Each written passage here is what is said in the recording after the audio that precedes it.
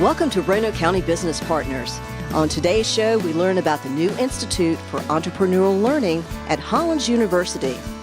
Next, we find out what the Career Development Department at Hollins University is doing to address the needs of students and employers of the 21st century.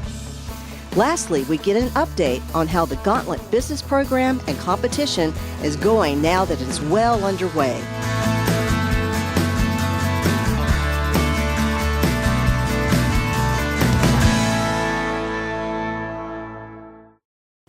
Welcome. We're at Hollins University, and with me is Karen Messer-Burgoyne. She is the director of the Institute of Entrepreneurial Learning here at Hollins University.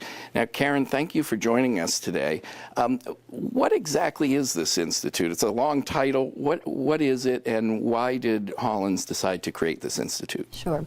Well, as we were reimagining our business program here at Hollins, we decided that we wanted to have a focus on entrepreneurship. And clearly, entrepreneurship was a focus that we needed as it relates to the new economy and developing technologies, and so we wanted to be a part of that. As we got deeper into this, we realized that entrepreneurship has a lot of commonality as it relates to the liberal arts. And so we felt like entrepreneurship shouldn't just be excluded to the business program, but rather permeate the campus. So we decided to create the Institute as a mechanism for collaboration across the curriculum, and then also as a partnership within the community. Mm-hmm. Now, Hollins University is well known to be a liberal arts college or university. How does this affect their liberal arts learning? Is this considered to enhance it, or is this run counter to it? This is very much an enhancement, so and very much why the Institute was actually developed is if you think about the skills that are associated with liberal arts, like critical thinking, creativity, problem solving, leadership, collaboration. This is all part of entrepreneurship and entrepreneurial learning. So there's a real enhancement, and that is in fact why the Institute was created, is to emphasize that enhancement. Great. And this program, you really kicked off in the fall, so you're not even quite a year old yet. But in time, what does this really mean for our local businesses? Is this going to help them in any way? Absolutely. So we've actually had an opportunity to do some partnership now already with the Advancement Foundation. We actually worked with local entrepreneurs and had our classrooms connect to their particular businesses. So this collaboration allowed for some fresh insight for the businesses, and then also gave the students an opportunity to take the academic knowledge that they had and apply it in a meaningful way. What we hope in terms of what that will do is we continue to develop these relationships. There can be some intentional pathways for businesses to groom what could potentially be very positive employees. Yeah, that's what I think is interesting. More and more companies are asking their employees to have an entrepreneurial mindset.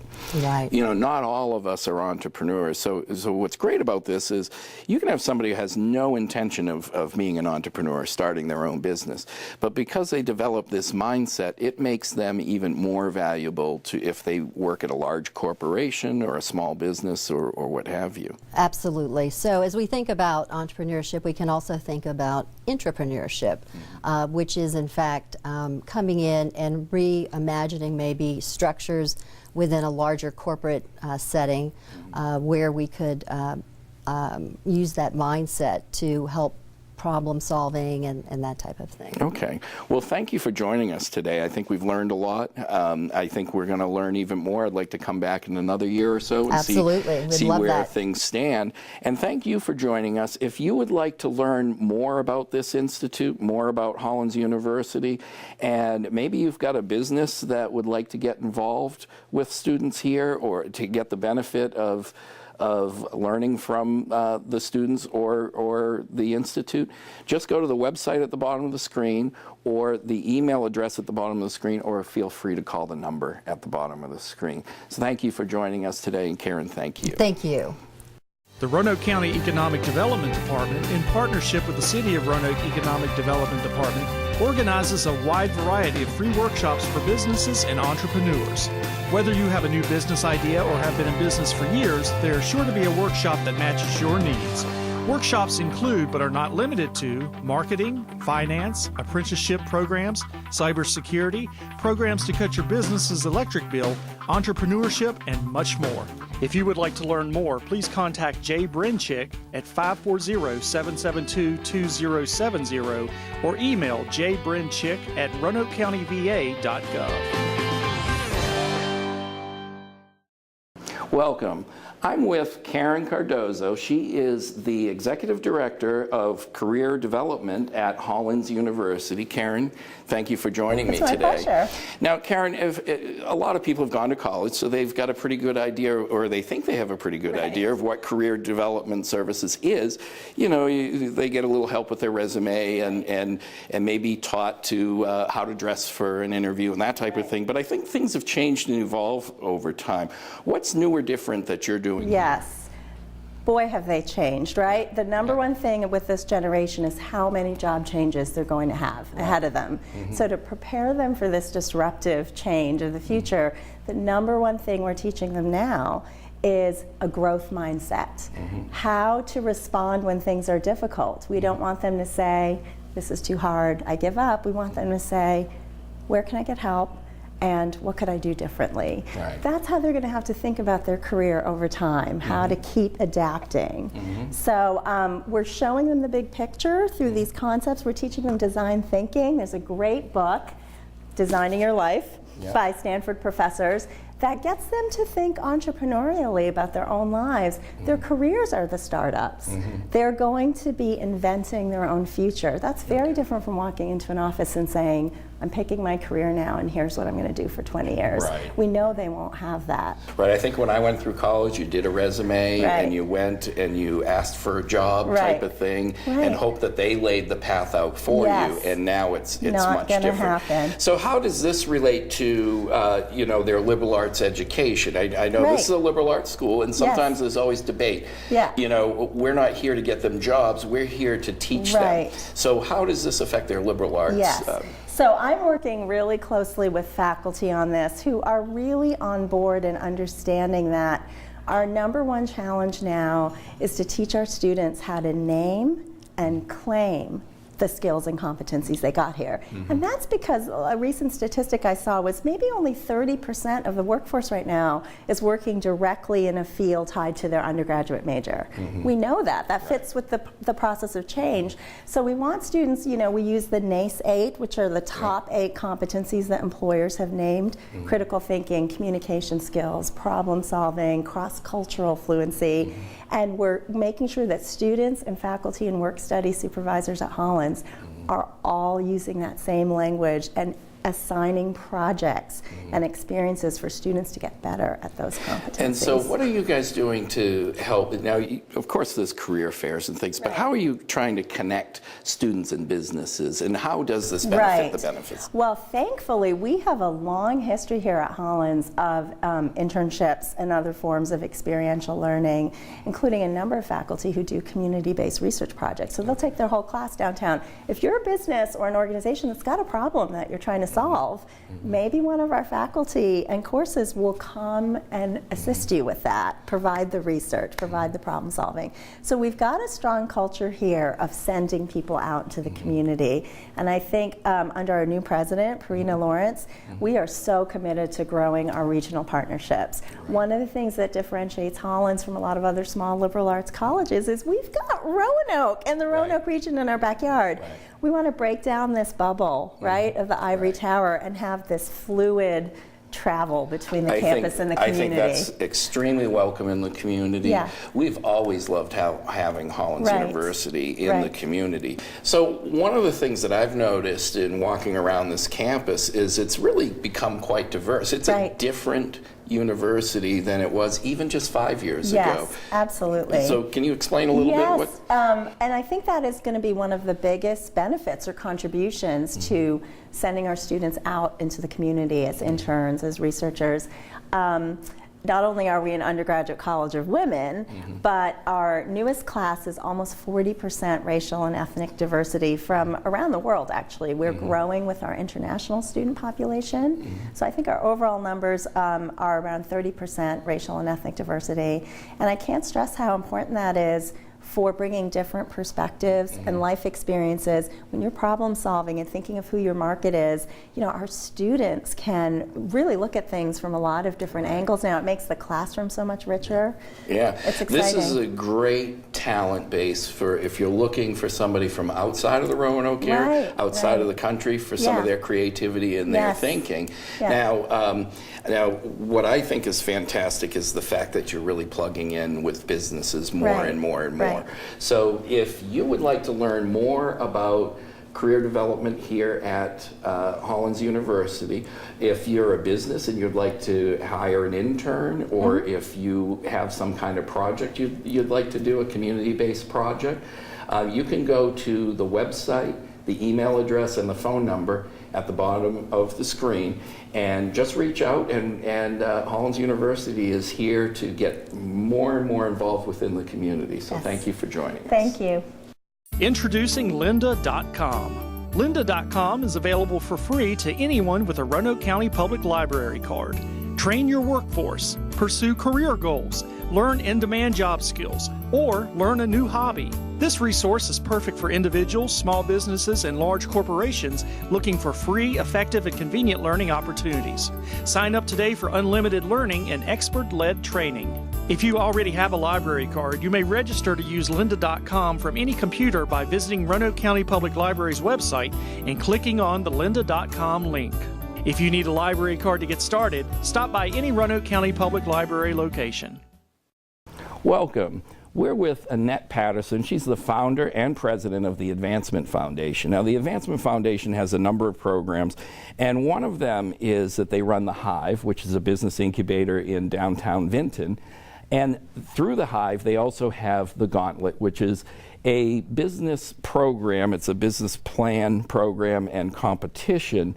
But this year there's been a few things different. But Annette, thank you for joining me. Thank you for having me. And Annette, can you just explain what the Gauntlet is in real general terms? So the Gauntlet is a program we started 5 years ago, so we're celebrating our 5th anniversary, which seems crazy to me. We started the program because we saw a need to create a network of entrepreneurs who could support each other, to provide mentoring to folks, ongoing mentoring based on areas that they had weaknesses in. They wanted to develop their businesses. We started out with 12 entrepreneurs, and each year we grew the program. And we've added a couple business incubators that help them go on past the program. The program is now Virginia's largest business program and competition. This year we have 110 entrepreneurs going through the program across Roanoke County. We added Roanoke City this year, Botetourt, and Allegheny Highlands. It's just an amazing opportunity for folks to develop their ideas, proof of concept, build a business plan that is lean, so they're really getting out there. There's a lot of customer discovery involved in it, and giving them an opportunity to match up with mentors, to get to know economic development leaders. I mean, the big thing I think is even after the Gauntlet's done, they have that network to work with. Yes. I think there are a lot of small business owners out there who feel they're going it alone. Yes. Now, in previous years, I've been fortunate to be able to work with you on this, Yes. and I consider myself lucky. We have had some interesting businesses come through. Yes. Businesses we probably didn't expect. We have a lot of restaurants, coffee shops, food trucks, that type of thing. But we also, a couple years ago, we had some students from Roanoke College who had the gloves you couldn't cut. Yes. Ultimately, we ended up helping them sell to local police, and so that was some technology. And last year, we had a gentleman who did control panels for the alternative energy industry, another gentleman who was doing earpieces for the military and police. So those are a little more possibly high growth innovative companies. What are you doing this year to address those businesses? So we've actually added 2 tracks. We have our typical Main Street track, but we've also wanted to address the needs of those types of companies that, you have an engineer who's developing a device and he needs some help to move forward. Of course, in the high growth industry, that would be very, very expensive for an individual to do that. So we can provide some early proof of concept. We have partnerships with all of the institutions of higher education now who are supporting our work in developing prototypes, doing research and those sorts of things, which is really exciting. That's a whole new track for us. So, Annette, if somebody wants to become one of these mentors, how do they go about that? We would love that. So on our website, theadvancementfoundation.org, they can go on and they can find a volunteer opportunity, and there's a button that they can fill out a survey about what sorts of skills they feel like they have that they can share. And one of the beauties of being a mentor in the program is that you can put in as much time or as little time as you have to give. That is very, very important. If you have an hour that you could sit down with somebody and talk with them about some area of expertise, or if you're willing to track them all the way through the program, either way is fine. We have a database of 250 mentors, and we're always looking for additional types and also some depth in the program in case we call someone and they're busy. So yeah, if they would fill out the survey, then we'll contact them and let them know what businesses we have and what those needs are. This year we've built into the program some work days, so we can actually give them specific days where they can come to where the classes are being held, or they can meet outside of the classes. So let's say somebody doesn't want to be a mentor, but they are excited to see all these businesses. This whole thing culminates with an award ceremony and a little bit of a sort of a showcase of some of the businesses. When is that? So that's May 16th. It'll be held at the Vinton War Memorial again. All of the businesses have an opportunity to display their products or have a table talk about their services. We have tons of sponsors. We're always looking for sponsors, both cash sponsors and also sponsors who want to give something, like I build websites. I would donate 2 websites to a business. Everybody in the competition gets something, but there is a scoring, so the top people get most of the cash and some in kind, but we find out what each business needs about halfway through the program, and when we get the final scores in, they get something that they need. Yeah, that's what I think is great. There isn't just a first, second, and third. Yes. Well, thank you for coming and explaining this to us. When I'm in downtown Vinton, I look around and I see all these former participants. Yes. So thank you for bringing this program to our community. And again, if you want to get involved in some way, whether it's to be a mentor or a sponsor, or even to just attend the event, you can go to the Advancement Foundation website and get all the information you need. Thank you.